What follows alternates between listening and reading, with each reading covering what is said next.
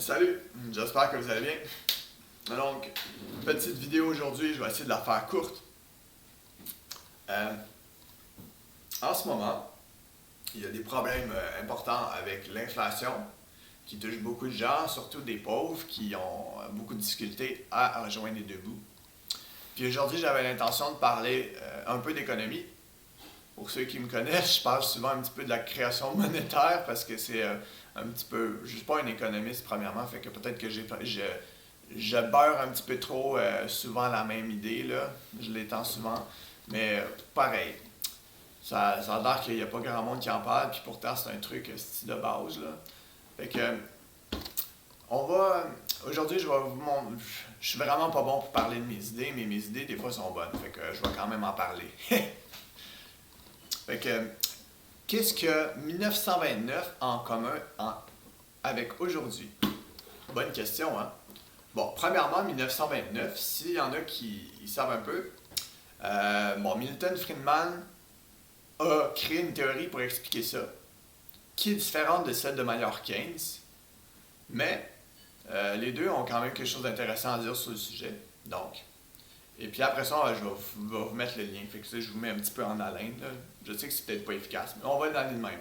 Fait que Maynard Keynes, non. Milton Friedman a dit qu'à un moment donné, avant la crise économique, la Banque fédérale américaine a commencé à essayer de créer une politique déflationniste, une politique monétaire déflationniste. Puis c'est quoi la déflation? La déflation, c'est que pour un même montant d'argent, ça vaut plus quand tu as de la déflation. Fait qu'avant, mettons pour 100$, je pouvais m'acheter une pomme. Demain matin, il y a une méchante grosse déflation. Avec 100$, je peux m'acheter deux pommes. OK. Fait que c'est un peu ça la déflation. Fait qu'il y a eu une déflation. Ça a fait que dans les entreprises, pour maintenir leur production et tout ça, ben, ils devaient payer moins cher les employés pour que puis les employés. Mettons, tu veux garder l'économie dans le même état qu'avant, avec de la déflation, ben, il faut que tu réduises tes salaires. Il faut que tu réduises toutes tes affaires. Il faut que tu réduises, dans le fond, l'argent qui circule, puis que tu réduis les salaires, tu réduis le prix des affaires, puis tout ça. Bon. Puis la problématique, c'est que les entreprises, quand ils ont essayé de réduire les salaires des employés pour pallier à la déflation qui était un petit peu pas artificielle, mais un peu provoquée par des politiques monétaires agressives du gouvernement, le problème, c'est que les employés n'étaient pas contents de voir leur chèque passer de 100$ à 80$, même si avec ce 80$-là, ils pouvaient s'acheter exactement la même calique d'affaires qu'avant, quand il y avait 100$. Les gens percevaient ça comme une perte. Puis à cause de cette perception de perte-là, il y a un principe psychologique qui opère dans ce temps-là, c'est l'aversion pour la perte. Même si c'est juste une perception de perte puis qu'il n'y a pas de perte, l'aversion pour la perte est quand même effective. Les gens font « Ah mon Dieu, ah mon Dieu, ah mon Dieu ».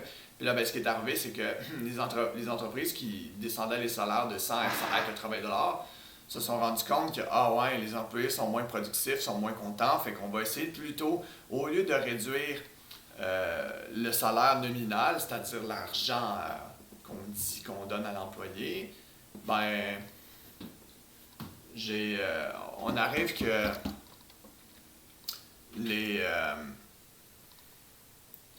les entreprises ont dit on va juste réduire le nombre d'employés. Fait que là, évidemment, en réduisant le nombre d'employés, on réduit la production, puis là, il y a un cycle infernal qui a commencé à se mettre en place. Puis surtout que la demande réduisait, là, tu sais. Les employés qui sont mis dehors, là, ils ont moins de pouvoir d'achat, fait que là, ça réduit la demande et tout ça. Puis là, il y a vraiment, l'économie, c'est détérioré. Puis on s'est rendu à avoir encore plus en plus de chômage, puis là, paf! C'est ça. Mais il y avait d'autres affaires aussi, mais ça, une des choses qui expliquait selon Milton Friedman, la mauvaise gestion de la masse monétaire a participé en partie. Peut-être que lui, dans sa théorie, c'est en tout, mais en tout cas, dans la réalité, moi, de la façon que je vois ça, c'est que ça a participé en partie à la problématique de la crise de 1929. Maintenant, il y a genre Maynard Keynes, que lui, c'était vraiment la rigidité du salaire. En tout cas, dans le fond, je suis en train de combiner deux théories, là, fait que je fais un peu n'importe quoi, mais c'est de Maynard Keynes, l'idée de la rigidité des salaires. Là, il disait que oui, quand tu baissais le salaire de 100 à 80$, même si ça voulait la même calique d'affaires, les gens percevaient qu'il y avait une perte, puis là, ça fuckait l'économie. Fait que ça, c'est un peu plus de Maynard Keynes. Puis le truc de, la banque monétaire, les trucs de politique déflationniste, c'est un peu plus Milton Friedman qui a mis l'accent là-dessus. Mais bon, les deux ont quand même quelque chose d'intéressant à dire. Fait que moi, ce que je retiens, le lien, c'est la rigidité des salaires. C'est ça le lien entre 1929 et aujourd'hui. Aujourd'hui, c'est pas de la déflation qu'on a créée, c'est de l'inflation. Puis ça, c'est quoi? C'est qu'il y a eu beaucoup d'emprunteurs dans le monde entier pendant la pandémie qui ont voulu continuer à financer la consommation. Puis pour ça, comme je disais, ils ont emprunté. Puis le problème, c'est qu'il faut comprendre quelque chose à propos du système bancaire, comment ça fonctionne partout, un peu partout dans le monde. Quand on emprunte de l'argent, la banque crée l'argent. Pas tout l'argent, mais une bonne partie. L'emprunt implique la création monétaire.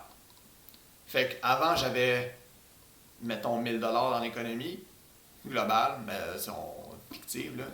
Une économie qu'on fait semblant qu'il y aurait juste ça dans l'économie, 1000 $. Ben, il y a quelqu'un qui emprunte 100 $, ben, ça se peut qu'il y ait à peu près 1100 $ comme argent dans l'économie maintenant.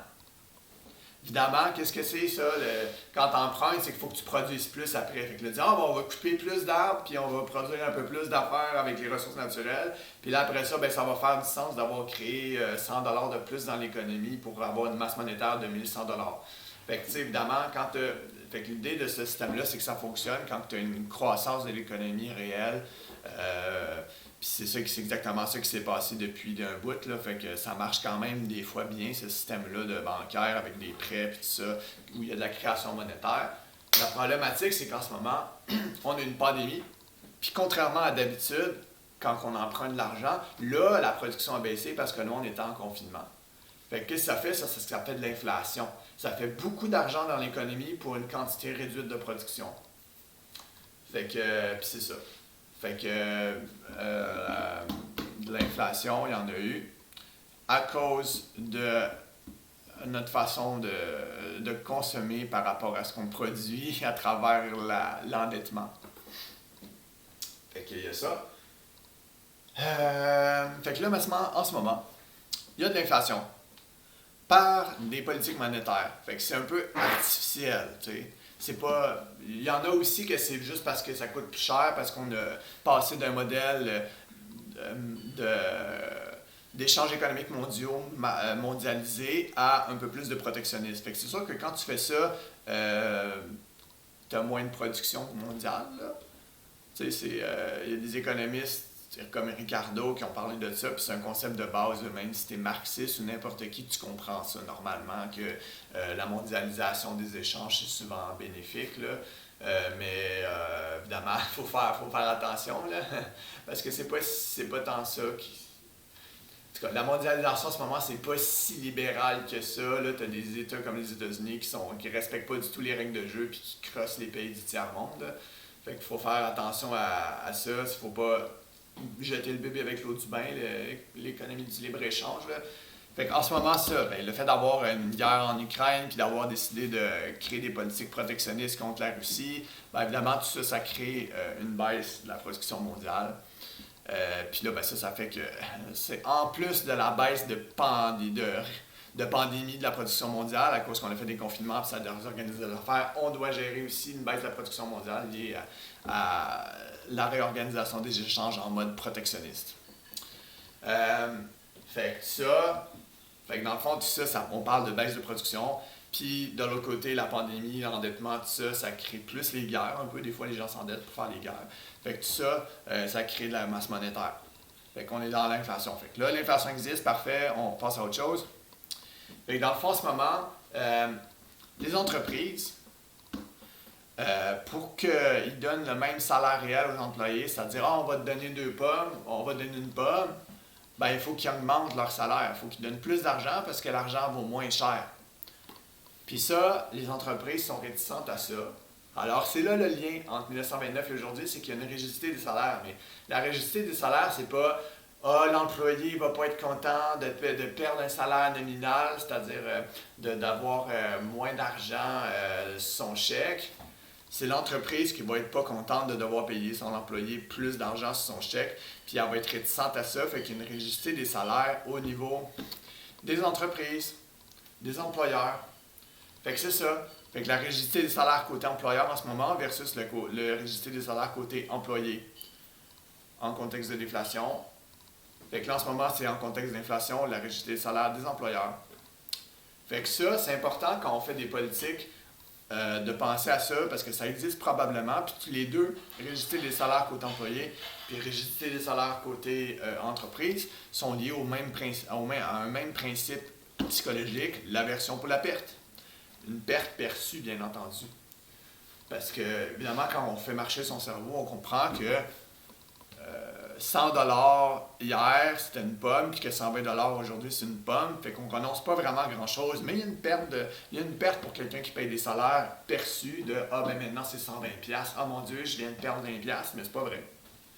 Tu as perdu un 20$, mais la vérité, c'est que tu n'as pas perdu de pommes. Tu donnes pas un peu plus de pommes à ton employé, la même quantité de pommes qu'avant. Là. Fait que c'est ça. Rigidité des salaires côté entreprise. Fait que, de toute façon, on le voit, là, c'est pas les théories libérales pures de dire que tout le monde est rationnel et que tout va bien, là, ça marche pas. Puis moi, je pense que c'est ça en ce moment aussi avec les salaires des employés. Les entreprises sont pas assez rationnelles pour comprendre que 120$, c'est toujours une pomme, puis qu'il faut maintenant le donner, son 120$ à son employé.